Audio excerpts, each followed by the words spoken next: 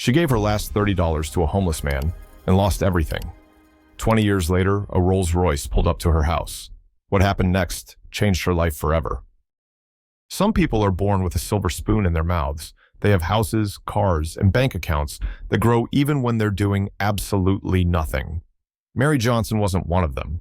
She was the kind of woman who worked herself to exhaustion every single day for minimum wage, living paycheck to paycheck, knowing the exact price of every single item in her grocery cart. She was a waitress in a roadside diner where the greasy old owner thought, tips are not our business, and where customers believed they had the right to grab her wrist as she poured their coffee. Life had never been kind to Mary. But you know what? She never let it make her bitter. She still believed in kindness. And that's exactly why, on that cold, rainy night, after a grueling 12-hour shift that left her feet screaming and her back aching, she stopped when she saw him. A man. A broken man. He stood at the bus. Stop. Soaking wet. Rail thin, with eyes that looked like they had given up long ago. "Excuse me," he croaked. "I just need a couple of dollars for the bus." Mary looked inside her wallet. $30. Her last $30 until payday. She could have walked away, ignored him. It wasn't a crime, was it? But no. "Oh, screw it," she muttered, and handed him all of it. The man froze for a moment, staring at her like she had just given him his life back. Then, without another word, he grabbed the money, nodded, and disappeared into the night. Mary stood there, completely broke, but somehow she felt warm, like she had done something right. And then the next morning came. She walked into the diner as usual, tying on her apron, ready for another day of work. But this time, the owner wasn't waiting for her with his usual grumbling. Instead, he was standing there with arms crossed and a cold, unblinking stare. "You're fired." It hit her like a gut punch. "What? Why?" "Lack of dedication. You're not working hard enough." Lack of dedication?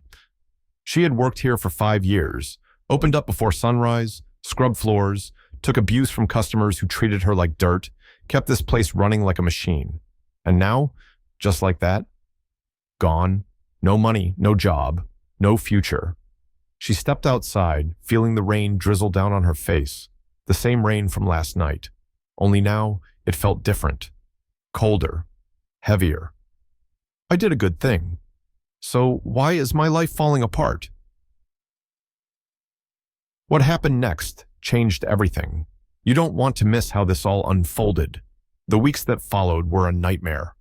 Mary, once a woman who prided herself on making an honest living, was now just another name on a list at the local shelter, sleeping on a cot that smelled like mildew, eating whatever the kitchen could scrape together that day, spending her mornings knocking on doors, filling out job applications, and getting the same answer over and over again. "Sorry, we're not hiring." Or worse, "Didn't you used to work at that diner and they fired you?" Yeah, we'll call you if something opens up." They never called. Turns out, when you're a 40-year-old woman in a small town, no one's exactly lining up to give you a second chance. She had given up counting the rejections, given up hoping that maybe, just maybe, someone would see her as more than just another past-her-prime waitress, the kind of woman people don't even look in the eye when they hand her back her resume. And then, one evening, as she wandered the streets with nowhere to go, she saw him. Him. The man she had given her last $30 to. Standing on the corner, a bottle of cheap whiskey dangling from his fingers, eyes glazed over, swaying slightly like the world had lost its balance beneath his feet. Mary stopped dead in her tracks, her breath caught in her throat, a mix of shock and something darker, something bitter and ugly clawing its way up from her stomach. She took a slow step forward, then another, staring at the man who had, for a fleeting moment, been the symbol of everything good and right in the world. "It's you." The words barely left her lips before the weight of the realization hit her like a freight train. He turned, blinking at her through the haze of whatever he had been drowning himself in. Recognition flickered in his expression, but not gratitude, not even guilt, just exhaustion. I'm sorry," he mumbled, his voice hoarse. "I didn't know how else to handle things." Handle things? Handle things? Her fists clenched at her sides. The tears burned behind her eyes before she could stop them. She had given him everything she had left, her last shred of security, her last bit of hope, and this was what he did with it. You pathetic. She stopped herself, shaking her head. I gave you everything I had and you wasted it. Do you have any idea what that money meant to me? Her voice cracked, her anger boiling over into something raw and heartbreaking. But he didn't argue. He didn't fight back. He just looked at her for a long, painful second, then dropped his gaze, as if even he knew there was nothing he could say that would make it better. Mary took a shaky breath, then turned on her heel and walked away. She didn't stop, not when he called her name, not when she heard the unmistakable sound of glass shattering on the pavement behind her. She just kept walking. But later that night, lying in the stiff, unfamiliar cot of the shelter, she couldn't stop thinking about his face, his eyes. Empty. Lost. The same way hers must have looked when she got fired, the same way hers looked now. Maybe, just maybe, that bottle had been the only thing keeping him from completely falling apart. She clenched her jaw, turning onto her side, pulling the thin blanket tighter around her. God, give me the strength to forgive him. But the truth, she wasn't ready for that, not yet. All she had was pain, 20 years, 2 decades since that cold, rainy night. 2 decades since Mary had handed over her last $30 to a man who looked like he had already lost everything. Life didn't stop after that. It twisted, turned, and threw her into places she never expected. She left town, had to. That place had already taken too much from her. She worked as a caregiver for a while, then landed a job at a private clinic. It wasn't glamorous, but it was honest work, and it paid the bills, but something in her refused to settle. Mary had spent too many years being just another replaceable worker. One day, she decided she was done with that, so she built something of her own, a small bakery. Nothing fancy, just a warm little shop on a quiet street with the smell of fresh bread and cinnamon rolls wrapped around you like a hug. People loved it. They loved her. She finally felt like life had stopped pushing her down and started lifting her up instead. And then, on what seemed like a perfectly ordinary morning, a Rolls-Royce pulled up in front of her house.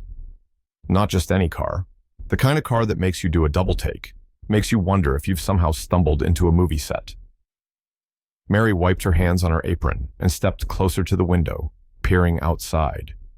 And then, she saw him. A tall, well-dressed man stepping out of the car with the confidence of someone who knew exactly where he was going. No, it couldn't be. But it was the man from the bus stop, the same man she had given her last money to, only he wasn't broken anymore. No tattered clothes, no hollowed-out eyes. Just sharp features, a tailored suit, and a look of absolute gratitude. He walked up to her door and knocked. Mary hesitated before opening it. Her hands shook slightly. Her mind raced. What was happening? When she finally turned the handle, her breath caught in her throat. Miss Johnson. His voice was steady, calm. Yes? You don't remember me, do you? Oh, she remembered. How could she not?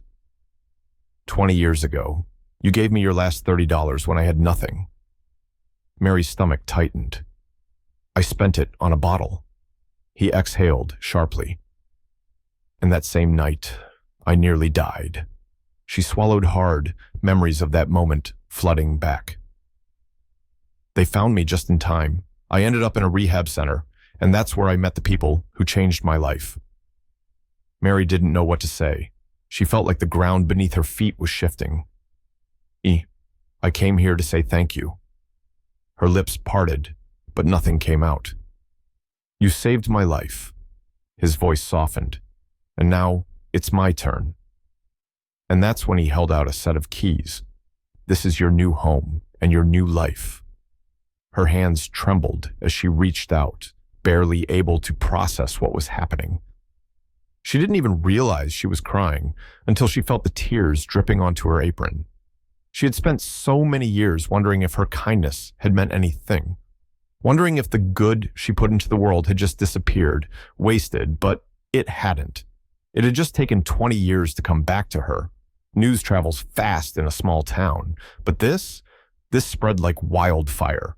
One day, Mary Johnson was just another woman with a small bakery. The next, she was a local legend. And soon enough, a national one. Her story exploded across social media. People couldn't stop talking about it. Wait, she gave her last $30 to a stranger and now he's a millionaire? She had nothing, but she still helped someone else. And now he bought her a house? It was the kind of story that made people believe in something bigger. The kind of story that made them stop scrolling, stop complaining about their own lives for just a second, and feel something real. Reporters called. News stations showed up at her doorstep. Even talk shows wanted her on. But Mary? She didn't care about any of that. She didn't need cameras in her face. She didn't need a spotlight. She wasn't some hero in a fairy tale. She was just a woman who did what she thought was right. Because here's the truth that no one seemed to understand. She didn't save him. Not really. It wasn't about the money. It was about hope. That man. The one who had once stood on a street corner, lost, broken, and ready to give up. He wasn't saved by a few bills in his hand. He was saved by the idea that someone, somewhere, still believed in him. And now, Mary lived for that idea. She expanded her bakery, not to make more money, but to hire people like him. People who had fallen through the cracks. People who just needed someone to look at them and say, I believe in you. She started programs to help the homeless get back on their feet. She spoke to struggling single mothers, to veterans who had nowhere to go, to kids who thought their futures had already been written for them. And every time she told her story, she ended with the same words, I didn't save him, hope did. Because sometimes all it takes is one person, one moment, one act of kindness.